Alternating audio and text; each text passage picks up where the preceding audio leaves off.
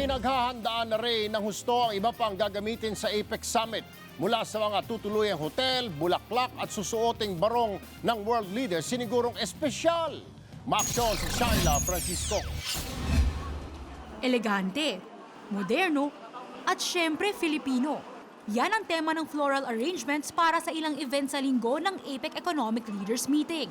Bibida mga bulaklak gaya ng Calya Lily, Daisy at Atsuete sa welcome dinner sa isang hotel sa Pasay. Gayon din sa lunch and dinner para sa mga asawa ng nation leaders. Pastel colors at base na gawa sa salamin ang gagamiting pang-accent.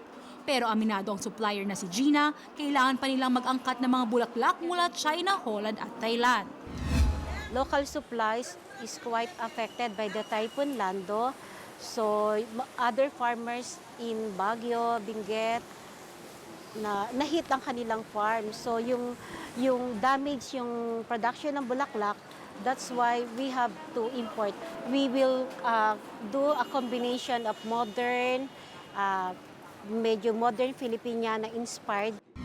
Bibita rin ang kulturang Pinoy sa mga barong at ternong isusuot ng APEC delegates at ng kanika nilang mga asawa. Pinya at silk ang napiling material ng Pinoy fashion designer na si Paul Cabral para sa kanyang mga obra. Bagamat pang Pinoy ang kasuotan, lilitaw pa rin daw ang pagiging unique ng bawat barong at terno. I want the economic leaders to identify with their barong. Sa parang, ay, akin to. Alam mong pinag-isipan, alam mong nag-effort talaga. Ang barong ni Chinese President Xi Jinping halimbawa, bamboo-inspired. Maple trees naman ang makikita sa autumn-themed barong ni Taiwanese President Ma Ying-jeou. At dahil pambansang bulaklak ng Taiwan ang plum blossoms, ito ang disenyo ng terno ng kanilang First Lady na si Christine Xiaoma. Isa sa pinakatanyag na syudad ng Russia ang St. Petersburg, kaya ito ang tampok sa barong ni Russian President Vladimir Putin. American Renaissance furniture naman ang tema ng barong ni US President Barack Obama. At para sa ating Pangulo, lumang bahay ang disenyong naisip ni Paul. Siyempre, hindi mawawala ang dilaw na ribbon.